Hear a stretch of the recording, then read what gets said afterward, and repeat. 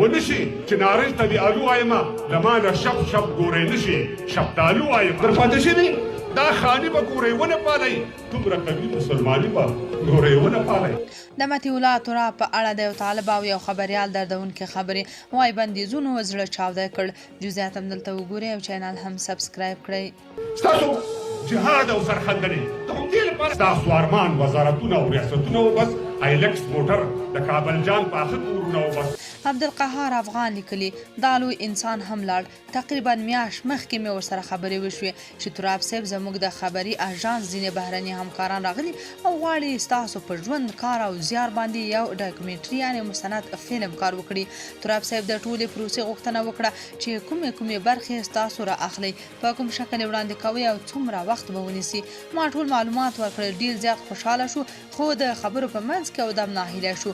ویل تاسو خپله پوهیږئ چې څه اوس وضعیت داسې دی چې ډېر فعالیت نشم ترسره کولی او باید دې لپاره رسمي اجازه واخلم چې سبا مې بدرنګي چا سره پرې رانشي. په سبا یې غږیز پیغام راته وکړ او ډېر په خفه انداز یې راته وویل چې زه ډېره بښنه غواړم ما ته د رسنیو سره د مرکې اجازه رانه کړل شوه.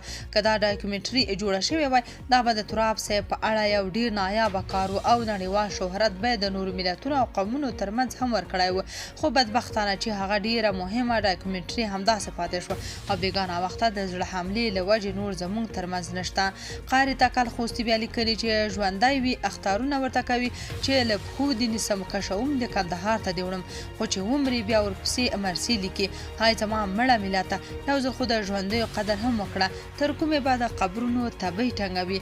تراب کوم درباري بوټ پاک نه و، د وطن د مینې یو مست او لیونی مسکین ملنګ و، د دردېدلي ملت رسا غږ و.